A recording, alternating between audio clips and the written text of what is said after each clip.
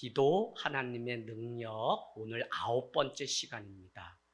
여러분, 오늘 이 자리에 오기까지 여러분이 가지고 있는 짐, 또 내가 져야 되는 그 자리는 어떤 것인가요? 우리가 예배 나오는 게 쉽지가 않아요. 자기 십자가가 누구에게 있듯 오늘 이 자리에 나오기까지는 많은 상황과 여건 속에서도 우리가 믿음을 선택해서 결단한 자들이 드리는 예배가 바로 오늘 이 예배입니다. 그래서 우리에게 이 결단이 없으면 우리는 점점 더 교회는 작아지고 믿음은 쇠약해질 거예요. 오직 진짜 믿음을 가지고 주님을 따르겠다고 하는 자들만이 모인 그 숫자가 14만 4천이라고 하는 우리가 생각을 해보면 다 믿는다고 하고 다 주여라고 외치지만 정말 믿음이 있는가 하면 그 믿음을 주님 앞에 드릴 수 없지만 부족하지만 내놓지도 못하는 우리 자신인 것을 우리가 보게 됩니다.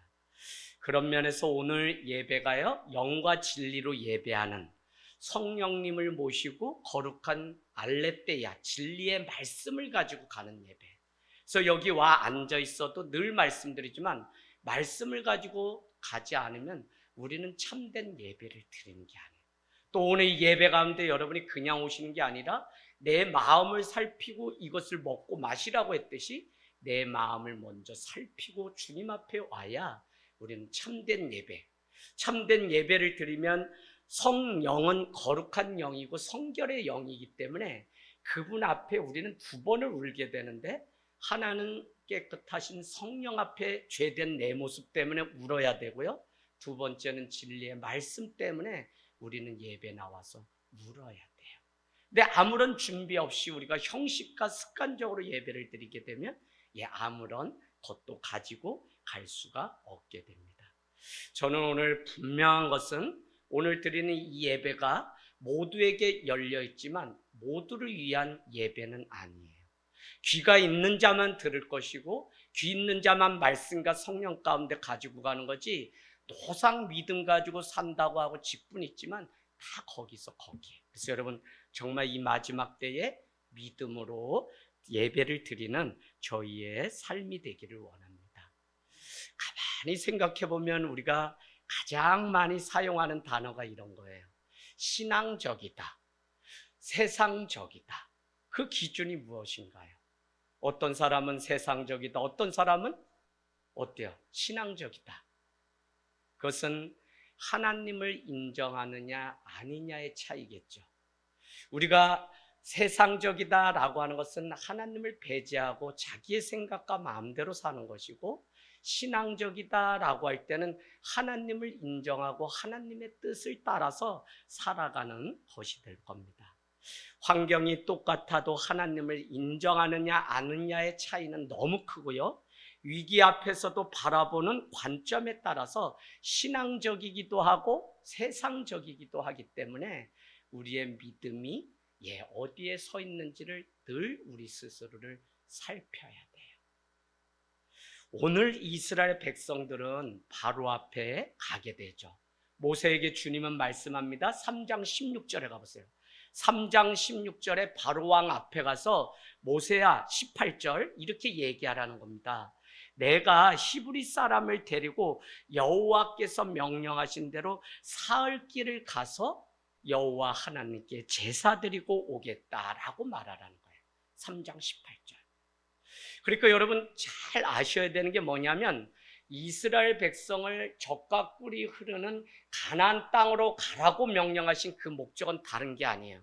그곳에서 거룩한 하나님 앞에 예배, 제사를 드리라고 하는 것 때문에 출애굽을 시킨 것이지 다른 게 아니에요. 우리를 구원하시고 우리를 오늘 자녀 삼으시고 직분 주신 것은 우리를 하나님만 예배하라고 주신 것이지, 이것을 경홀히 만홀히 여기면 하나님의 징계는 더 큰 거예요. 자, 그래서 오늘 3장 18절의 말씀처럼 그렇게 얘기했지만 바로는 듣지 않기 때문에 10가지의 재앙을 통해서 드디어 이 바로가 이스라엘 백성들을 놔주게 되는 것이죠. 그 결과 모세는 이스라엘 백성을 이끌고 가나안을 향해서 출애굽하는데, 오늘 14장 2절이 기가 막힌 말씀이 임하는 거예요. 2절 보세요. 자, 같이 읽습니다. 시작. 이스라엘 자손에게 명령하여 돌이켜 바다와 민물 사이에 앞 곧 바알스분 맞은편 바닷가에 장막을 치게 하라. 여러분, 우리가 잘 아는 것처럼 오늘 이 상황은 이스라엘 백성 60만, 장정만 60만, 아이까지 다 하면 200만이 이끌고 약속의 땅 가나안을 향해서 가는 거예요. 이거를 우리는 출애굽이라고 해요. 더구나 여러분께 말씀드렸겠죠. 출애굽은 오늘날 우리에게도 똑같이 적용된다. 왜요? 세상의 문화로부터, 세상의 자랑으로부터 우리도 출애굽하지 않으면 우리는 믿는다는 이름은 가졌고 살았다의 이름은 가진 자나 이미 죽은 자예요.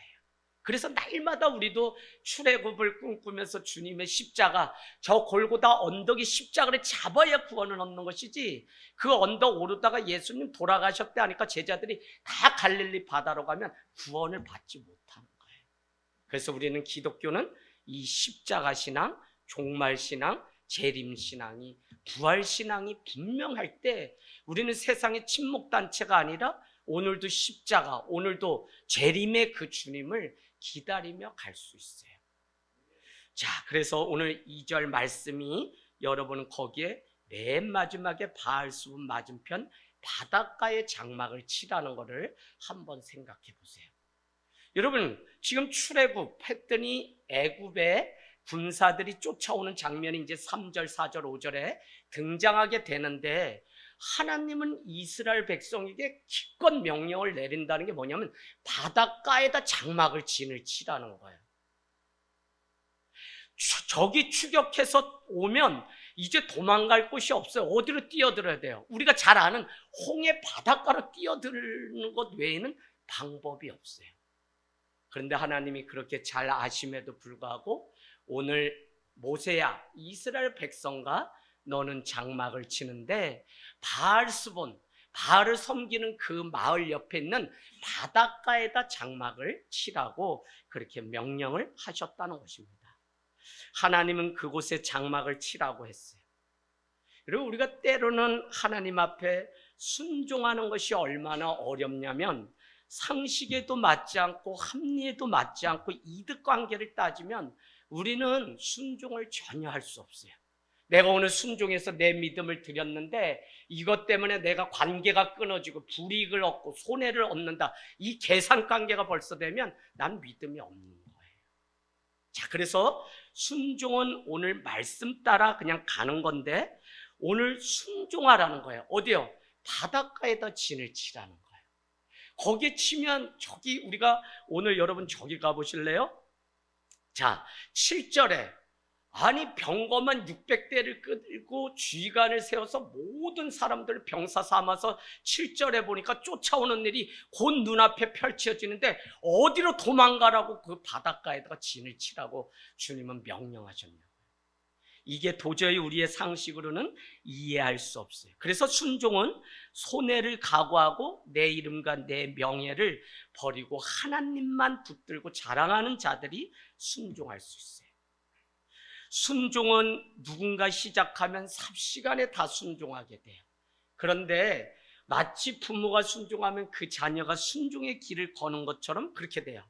한 사람의 리더가 가정 안에서 아무도 믿지 않아도 어머니가 믿음의 순종의 길을 가면 자녀들은 때가 되면 다 돌아오게 돼 있어요. 그런데 이 믿음이 없으니까 우리가 끝까지 순종하지 못하는 거예요. 여러분, 오늘 바닷가에다 진을 치라면 여러분 어떻게 생각하시겠어요?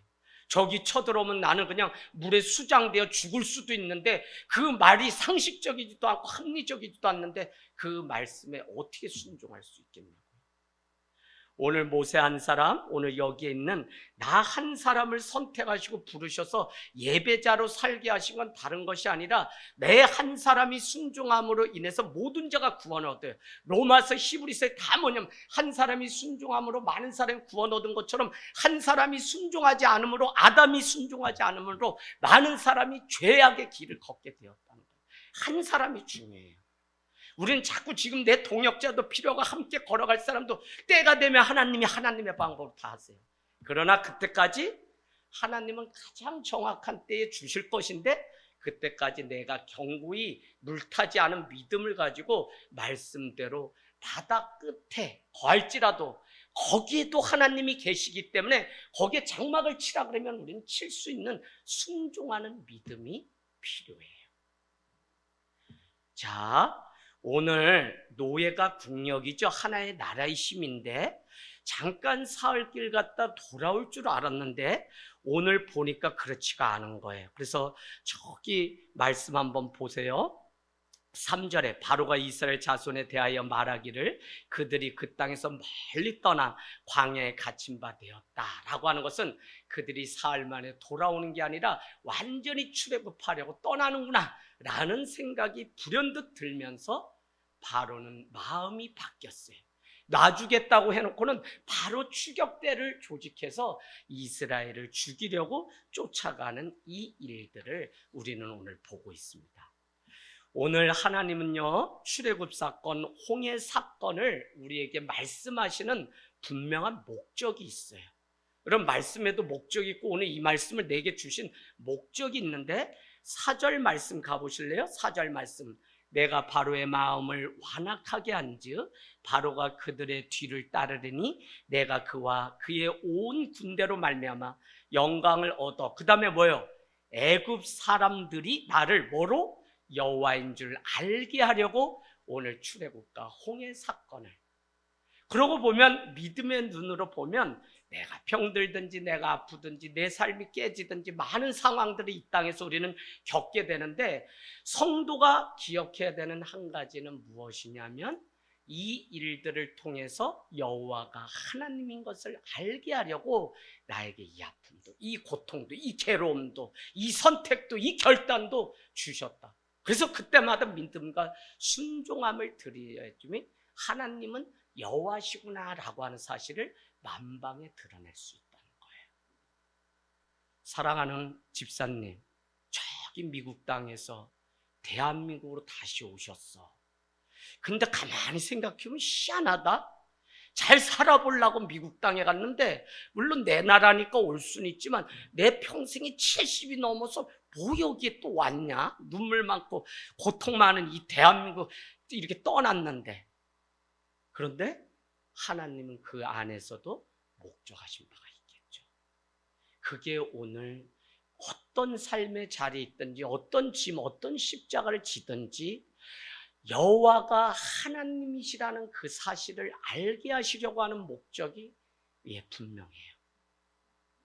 그래서 여러분, 오늘 애굽 사람들에게도 이 사실이 드러나길 원하고 오늘 이 사실을 이스라엘 사람들에게도 알려주기를 원하시는 하나님의 뜻이 출애굽 사건과 홍해 사건 위에 감춰져 있는 하나님의 비밀이라는 것입니다.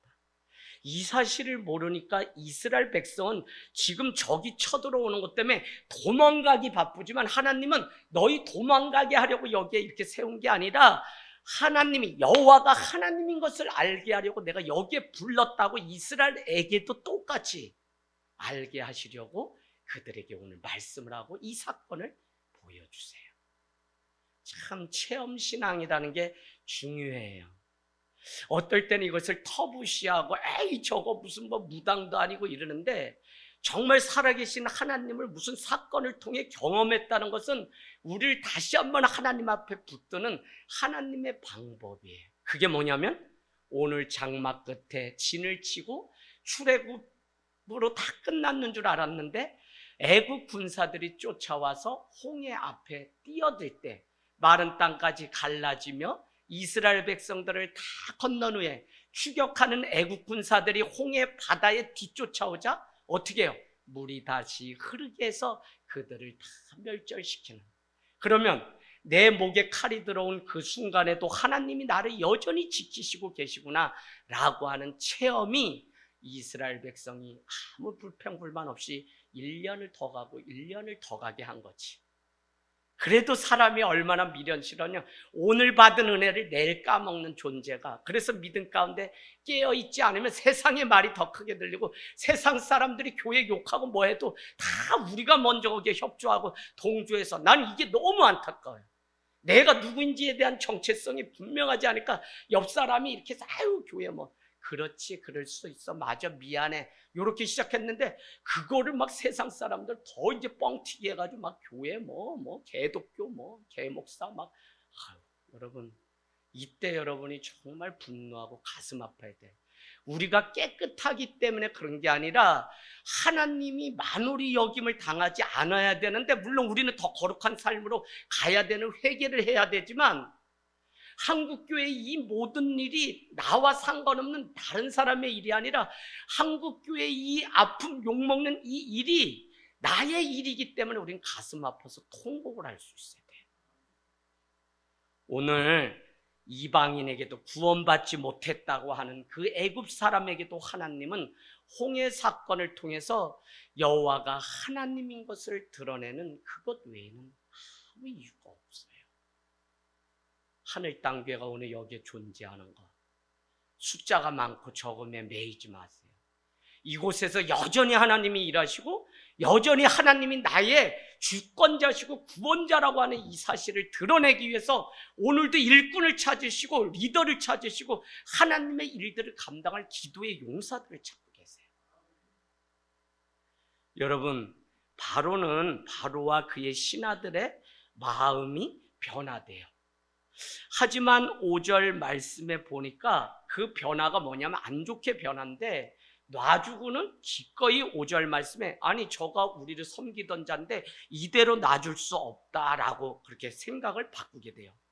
7절에 보니까 그 생각이 바뀌어지니까 바로가 병거를 갖추고 그의 백성을 데리고 갈 때 선발된 병거 600대와 애굽의 모든 병거를 동원하고 지휘관을 세워서 이스라엘을 추격하게 됩니다. 8절 말씀에는 우리가 10가지 재앙에도 계속 공통적으로 드러나는 말씀이 뭐냐면 바로의 마음을 완악하게 하사, 하나님이 바로의 마음을 완악하게 했다니. 그래서 우리는 출애굽기 이미 몇 년 전부터 계속하면서 이 의미가 어떻게 해석돼야 되는지 여러분과 이미 다 나눴어요. 어쨌거나 하나님이 바로의 마음을 부드럽게 한 것이 아니라 완악하게 그대로 두었다는 거예요. 여러분, 우리는 오늘 바로의 마음을 완악하게 하셨다는 말씀 뒤에 죽기를 다해서 이스라엘을 죽이려고 쫓아오는 바로와 그 백성 애굽의 사람들의 마음을 알아야 돼요. 근데 그들이 어디까지 쫓아왔다고 하냐면 9절 끝에 보니까 그들이 장막 침대에 미치게 돼요. 그러니까 그냥 칼이, 병거가 오늘 이스라엘 백성의 목전까지 쫓아왔다는 거예요. 이스라엘 바알수본 맞은편 바닷가의 장막 침권까지 추격해오고, 10절은 이스라엘 백성들이 눈을 들어 보니까 애국 군사들이 가까이 왔기 때문에 그 증거는 뭐냐면 두려웠다는 거예요. 두려워. 참 성경은 두려워하지 말라고 하는데 그냥 믿음이 없이는 세상을 늘 두려워할 것밖에 없어요. 문 앞에 나가면 교통사고 날까, 회사에 가면 누가 나랑 갈등이 일어나고 미워할까, 또 시험을 앞둔 아이는 떨어질까. 여러분, 개척교회를 왜 못하냐면 먹고 사는 건 차라리 못 살면 목회자도 나라가 다 사회복지로 쌀 주고 뭐 주는데 내 인생에 미래가 없는 거예요. 사람이 10명, 20명, 30명 언제 개척돼서 모일지에 대한 믿음이 없으니까 점점 더 내가 3년, 4년, 개척하고 5년, 6년 되면 두려움이 내 안에 엄습하니까 이렇게 해가지고 내 인생은 둘째치고 처자식 다 굶어 죽이게 생겼으니까 두려우니까 1년에 6천 교회씩 없어지는 일들이 생겨요. 그러고 보니까 하나님이 저 강원도 정말 조선 나이키 신고 전기불도 어떤 때에 그냥 저녁만 되면 잘해놓은 거야. 왜? 이 호롱불에 심지가 타가지고 괜히 이러다 깜빡 잠들면은 집에 불이 나기 때문에 잘해. 나 3학년 때까지 글씨 못 읽은 이유가 뭐냐면 5시면 벌써 어두워서 밥 먹고는 자라 그러니까 이게 6시인지 7시인지도 모르고 자. 근데 1년 뒤에는 동생 한 명씩 계속 태어나네. 잤다면 그렇게 동생들이 태어나. 근데 여러분 공부를 못했어요. 근데 한 가지는 아침마다 학교를 가는데 같은 길로 가지 않고 늘 산길로도 가고 신장로로도 밭으로도 가로질러.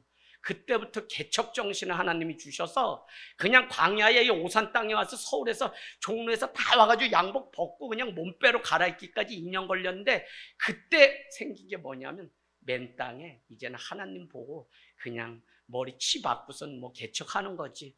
부모 형제 다 믿지 않는데 뭐 누구 도와줄 사람 없는데 죽으나 사나 여기서 나는 그 약복강에 야곱의 그 마음이 와닿아요. 너희는 여기 있어라. 처자식 남겨놓고 사생결단하기 위해서 홀로 가서 환도뼈가 부러지도록 하나님과 겨루 이기는 심정으로 내려올 때 두 자식 데리고선 집사람은 8개월 반대하는데 어떻게 해서 나중에는 기도하면서 예, 당신이 한다면 따르겠습니다. 이래서 그러면 집에서 시작합시다 해서 1년을 집에서 하는데, 개척교회라는 게 웃겨요. 길에서 청년 하나를 만났거든요. 축구를 하고 막 오는데 길에서 만났어. 그래서 인사하고 뭐 했는데 그 청년이 이번에 사경에 왔다 갔어요. 어머니가 우울증이 심해서 큰 교회 좀 이렇게 해서 잘 모르는데 숨어서 예배하고 싶다 그래서 교회 허락 받고 지금 큰 교회를 다니는데 사경회라고 왔어. 이 녀석을 그냥 축구 차고 오는데 삐쭉 있어서 인사를 했더니 누구예요? 그런데 뭐 어디를 가요? 집이 어디예요? 제가 그래도 38의 개척인데 상냥하게 물었더니 얘 교회를 찾고 있다는 거예요. 그래서 제가 교회를 잘 아는데 같이 가실래요? 저도 예배 가는데 했는데 반바지에다 축구 차다가 왔는데 우리 집이 교회라고 이거 말하면 뭐 이게 오해받을까 봐 어떻게 이상해가지고 애들을 나오라 그래서 같이 가서 예배를 드렸던 적이 있어요. 여러분, 교회가 그렇게 시작했어요. 그럼 뭐냐? 그냥 하나님 아니면 죽는다는 마음으로 개척해서 여기까지 온 게 14년이에요. 참 오늘 신앙이 무엇일까를 다시 우리는 곰곰이 생각해 봐야 돼요. 바로도 이스라엘 백성도 아무런 변화가 없어요. 믿음이 있어도 적 앞에서 두려워하는 것이 인간의 연약함이지만 그들은 참으로 변하지 않은 바리새인 같아요. 예수님은 바리새인을 책망하기를 너희가 아는 지식과 그 믿음이라고 하는 것이 오히려 사람들이 성전으로 오는 것을 막고 방해하는 역할을 하는구나 라고 책망했던 적이 있어요. 아는 것, 믿는 것, 그게 무엇인지를 우리는 다시 오늘날 생각해 봐야 되고, 정말 예수 그리스도의 옷으로 갈아입은 변화가 아니면 오히려 믿음으로 가는 사람들을 가로막는 역할을 내가 하고 여러분이 하고 우리 교회가 할 수 있다는 사실을 발견하게 됩니다. 하지만 신앙은 변하지 않는 그들을 오늘 주님은 건너가라는 거예요. 변하지도 않는 그들을 홍해를 건너가라고 오늘 말씀하시기 때문에 이게 어려워요. 그랬더니 11절, 12절, 11절 가보세요. 11절 두려움에 빠진 이스라엘 백성은 11절 매장지가 없어서 여기에 불렀냐? 광야에서 죽게 하려고 여기에 불렀냐? 이러려고 나를 애굽에서 이끌어내서 여기에 불렀냐? 모세를 얼마나 원망한지 몰라요.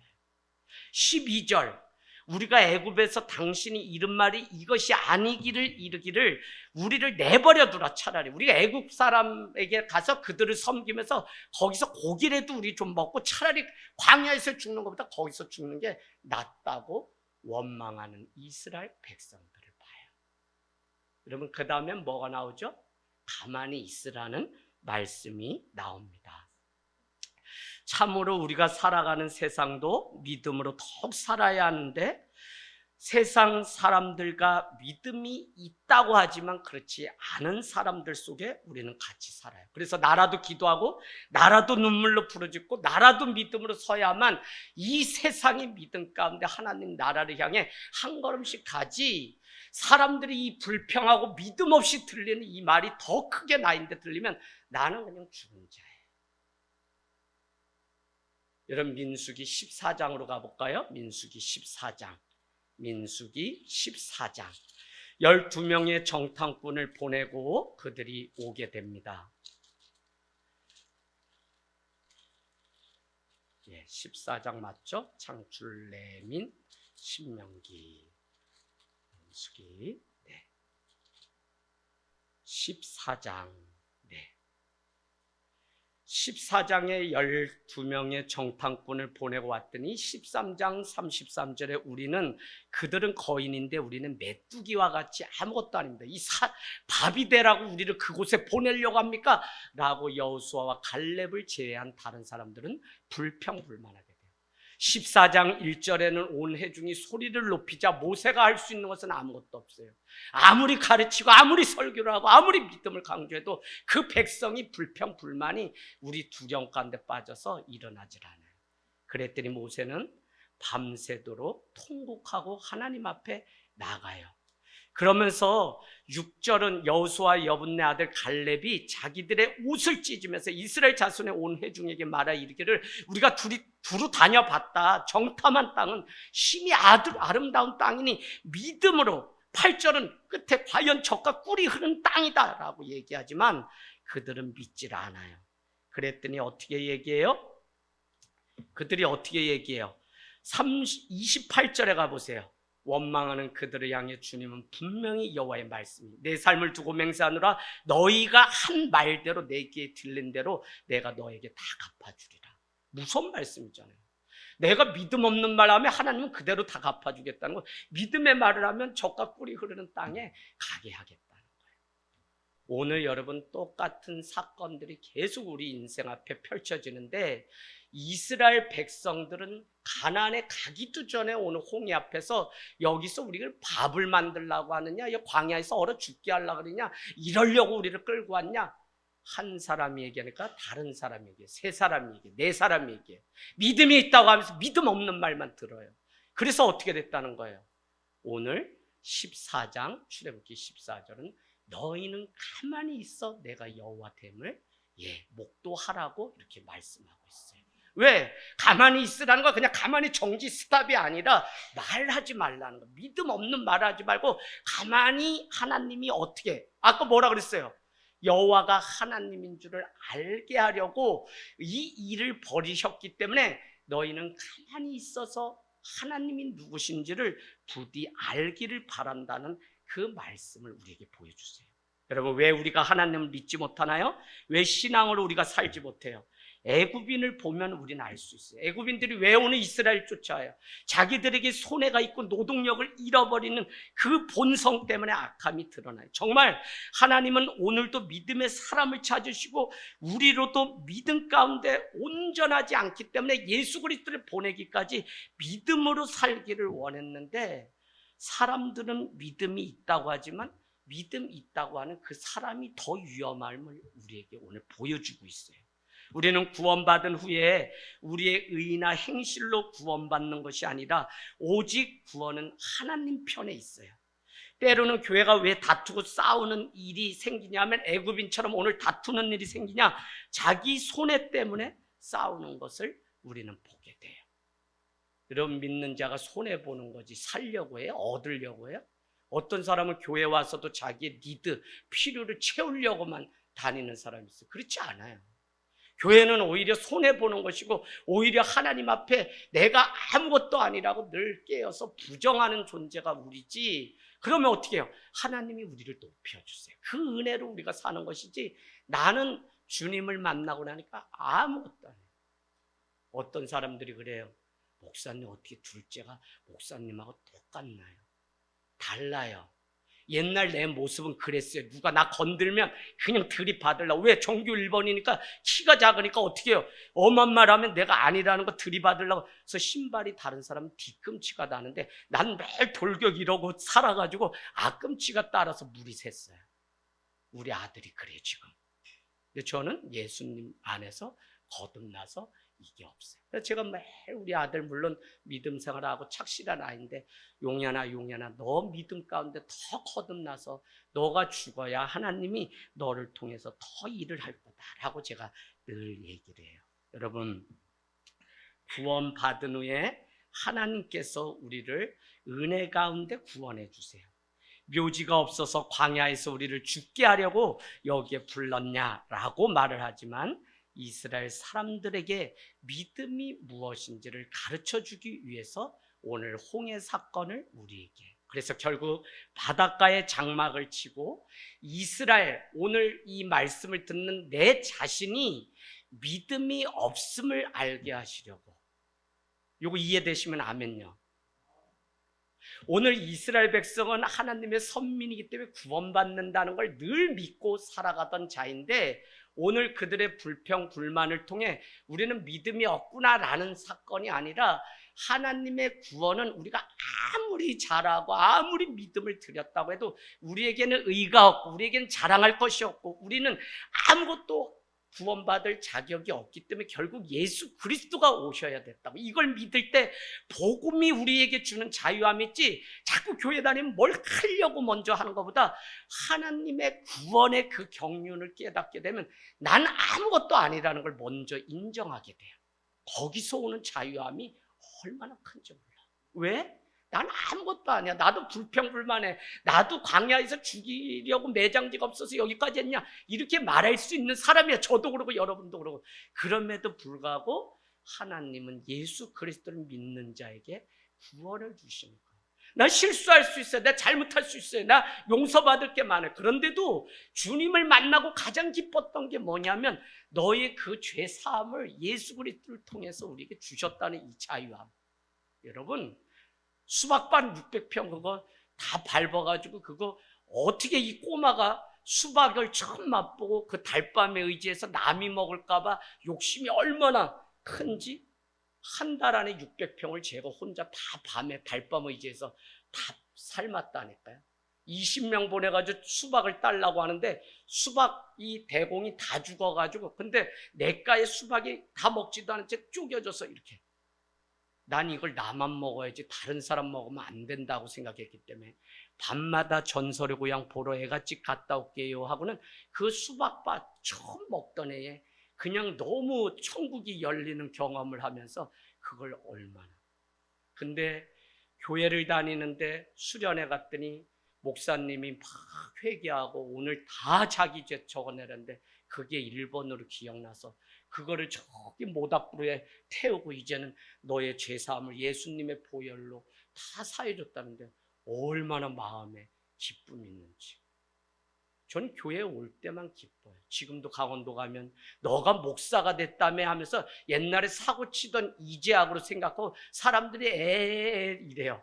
근데 교회 오면 예수님이 나를 목회자로 삼아주고 이렇게 용서해줬다는 게, 이 은혜를 아니까 여러분을 똑같이 그래 그럴 수도 있지, 실수할 수도 있지, 아유 그래 이러면서 같이 사랑하고 여기까지 오지. 목회가 뭔데, 목회가 나 관리하는 거. 내 마음이 갈라지면 성도가 오는 것도 귀찮고 다 싫어. 왜? 사람들 뭐 아무리 잘해줘야 맨날 배신 때리고 막 맨날 그런다고 사람들 막.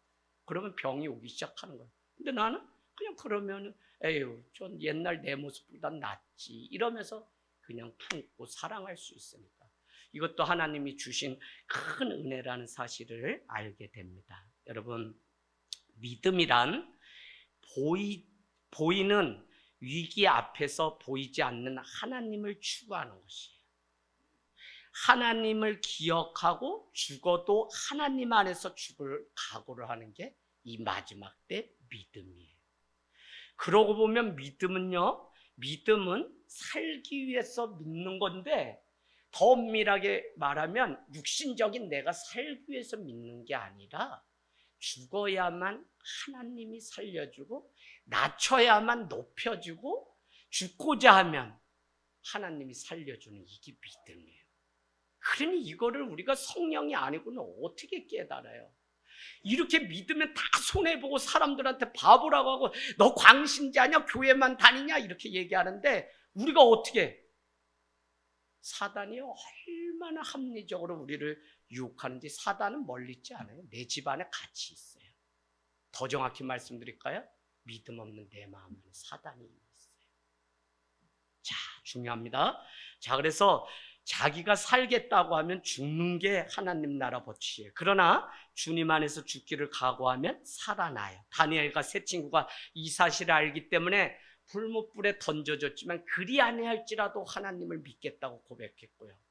그런가 하면 에스더는 사흘 금식하고 왕 앞에 아련해서 갔지만 그는 고백하고 가요. 뭐요? 죽으면 죽으리라고 하는 믿음 가지고 가요. 그러나 주님이 그를 높이고 왕비로 삼아서 모르드게와 함께 그 나라를 다스리는 왕비가 되게 돼요. 이스라엘은 오늘 홍해를 반드시 건너야 돼요. 애굽은 홍해에 빠져 죽어야만 하나님이 누구신지를 알게 돼요. 어떻게 보면 우리가 살아가는 삶에도 홍해가 있는데 그 홍해를 우리가 건너가야 되는 게 괴롭고 고통스러워요. 어떨 때는 사람을 건너야 될 때, 어떨 때는 돈을 건너가야 돼, 어떨 때는 시험을 건너가야 될 때가 있어요. 이게 다 홍해예요. 그런데 사람들의 말, 사람들이 그게 두려워서 우리가 못할 때가 있잖아요. 그런데 믿는 자는 홍해를 건너가야 돼요. 애굽 사람들은 저 홍해에 빠져서 죽어봐야 여호와가 누구신지를 알게 된다고요. 그러면 너희가 오늘 본 애굽 사람을 영원히 다시 보지 않을 거라고 약속하셨어요. 혼란 속에서 위기 앞에서 가만히 있을 수가 있습니까? 그러나 하나님은 구원을 이루시는 그것을 보라고 말씀하시고, 더 정확하게는 14절 말씀은 구원은 나로부터 시작되는 게 아니라 하나님의 은혜로 구원받는다는 이 사실을 가만히 있어서 보라는 거예요. 14절은 하나님이 너희를 위하여 싸울 것이며 가만히 있으라고 말씀합니다. 보이지 않으시는 하나님이 우리를 위하여 대신 싸운다는 이 사실을 믿는 믿음만 요구하세요. 무슨 얘기냐? 너가 저기 홍해 앞에 있고 애국 군사가 막 쫓아오는데 너희가 무슨 행동을 하고 방패를 쌓고 무슨 성을 쌓고 이런 뭘 하라고 하지 않고 딱 한 가지만 요구하시는 게 뭐냐? 믿음만. 그 믿음은 한 가지는 가만히 있으라는 거, 한 가지는 또 뭐죠? 한 가지는 가만히 있고 또 한 가지는 두려워하지 말라라고 하는 두 가지 명령, 그걸 믿는 믿음을 요구하고 계세요. 오늘 하나님이 가만히 있으라고 하는 뜻은 다른 게 아니라 하나님이 하라고 하면 하고 말씀이 없으면 말씀하실 때까지 가만히 있으라는 거예요. 늘 말씀의 언약을 붙들고 살라는 것이며 가만히 있어야 하나님이 비로소 너를 통해서 일을 하신다는 사실을 우리에게 가르쳐줘요. 하나님은 오늘 이 사건 뒤에 새 일과 새 길을 내시는 분이 하나님이신 것을 우리에게 가르쳐 줄 텐데, 우리 인생이 답답하고 어렵고 앞이 막혀서 사방이 보이지 않을 때 우리가 할 수 있는 것은 주님 앞으로 나와서 가만히 있는 거. 제가 우리 이경환 목사님하고도 교회 이런저런 이야기할 때 가만히 있어보자. 왜? 우리가 이렇게 해서 결단하고 결정하지 말고 하나님의 일이, 하나님의 손이 어떻게 되는지 좀 기다려보자. 이게 안 하고 우리가 우리 결정을 해버리고 이러면 사람을 미워도 하고 우리가 실수도 하고 하나님 앞에 죄도 짓는 건데, 목회자인 우리가 내년 준비하고 무슨 일이 있을 때 가만히 있어보자. 그러면 하나님이 시간이 가면 하나님의 때에 정확하게 어떻게든지 하나님의 방법, 그게 뭐냐면 여호와가 하나님이신 것을 드러내요. 그래서 손해가 없어요. 그래서 믿음을 드리면 하나님이 그것을 반드시 세상 가운데 드러내요. 자, 가만히 있으라. 그러나 15절 가보세요. 15절. 모세가 부르짖음을 들으시고 하나님이 이스라엘 자손에게 명령하라고 했는데 이번엔 또 뭐래요? 앞으로 나아가라는 거예요. 아까는 가만히 있으래더니 15절엔 또 나가래요. 그러니까 뭐예요? 나가야 될 때 나가고 멈춰야 될 때 멈춰야 되니까 우리는 가만히 서서 하나님이 무엇을 원하시는지 좀 제발 믿음으로 좀 결정하세요. 기도하고 상황 따라서 좀 하지 말고 실수하고 후회하고 막 이러지 말고. 그죠? 무슨 얘기인지 알죠? 자, 그래서 홍해가 있는데 앞으로 가라고 하시면 죽으라는 얘기인데, 다시 한번 믿음이란 내 힘과 내 생각대로 안 되는 것을 순종하고 가는 게 믿음인 것을 가르쳐 주기 위해서 앞으로 가라고 명령하고 있어요. 방법은 재밌어요. 이제 말씀 마치는데 16절에 보니까 그냥 모세가 지팡이를 들고 손을 바다 위로 내밀으면 그것이 갈라지게 하겠다는 거예요. 이스라엘 자손이 바다 가운데서 마른 땅으로 행해서 움직여서 이렇게 걸어가게 하시겠다는 거예요. 단순히 오늘 모세가 할 수 있는 건 뭐냐면 지팡이 들고 손 드는 거 외에는 없어요. 아말렉과의 전투가 나오죠. 그때도 모세가 손을 들면 이스라엘이 승리하고 손을 내리면 어떻게 해요? 이스라엘이 져요. 이 모든 사건은 다 뭐냐면 우리의 의와 우리의 노력은 아무것도 없고 하나님의 구원은 전적으로 하나님의 은혜에 의해서 이루어져요. 그러니까 우리가 막 살아남으려고 막 이게 아니라 어떻게 해요? 그냥 가만히. 그래서 토미 테니의 하나님의 관점이라는 책이 제 서재에 있어요. 꼭 갖다 보세요. 거기에 또 말씀드리지만 0점의 원리가 있어요. 물에 빠진 사람이 살려면 그냥 살려고 발버둥 치면 다 죽는다는. 그러나 그냥 물에 완전히 잠길 때까지 나 죽었어요 하고 내 몸을 맡겨버리면 바닥에 내 발이 닿는 순간 다시 점핑을 하고 물 밖으로 나올 수 있다. 이게 0점이에요. 하나님의 방법이 이래요. 조금의 힘도 요구하지 않고 그냥 우리는 완전히 힘이 없고 나는 아무것도 아닌 무익한 종이라고 하는 순간 하나님은 우리를 세상 밖으로 드러내서 믿는 것이 무엇인지, 여호와가 누구신지, 특별히 에베소서에는 우리를 구원하시는데 구원하시는 방법이 뭐였다고요? 긍휼이 많으시기 때문에 우리를 구원하시기로 작정하시고 우리에게는 아무 자랑할 것이 없게 하시려고 오직 믿음으로 오직 은혜로 구원하시고 구원하신 목적은 뭐라 그랬어요? 네, 예수 그리스도의 그 영광을 세상 가운데 드러내게 하시려고 우리를 구원해 주신 거예요. 그 구원받은 우리가 세상 가운데 믿음으로 살아가야 되는 이 일이 얼마나 중요한지 몰라요. 여러분 오병이어 기적 아무것도 없었죠. 그러나 5,000명, 7,000명이 먹고도 남는 역사를 우리가 하나님을 의지하고 하나님이 내 인생의 경영자로 모셔야 되는 이유는 하나님이 내 인생을 누구보다도 잘 아시고 오히려 내가 약한 그때에 일하시기 시작하세요. 그래서 오늘 하나님은 우리가 다 읽어보면 19절, 20절에도 저쪽과 이쪽을 구별해서 빛과 암흑을 갈라서 하나님은 저쪽 사람들이 그 홍해를 건너갈 때 보지 못하도록 가려놓으시고 그리고 다 간 다음에 보여주는데 마른 땅이 됐어요. 21절 걸어가요. 22절에 육지로 걸어가고 물은 그들과 좌우에 벽을 만드세요. 그랬더니 애굽을 눈을 열어줬더니 막 죽이려고 갔는데 하나님은 거기에 물을 부어서 그들을 다 또 멸하게 하세요. 그거를 뭐라고 얘기하냐면 26절 끝에 가보세요. 애굽 사람들과 그들의 병거들과 마병들 위에 다시 물이 흐르게 하셨다는 거예요.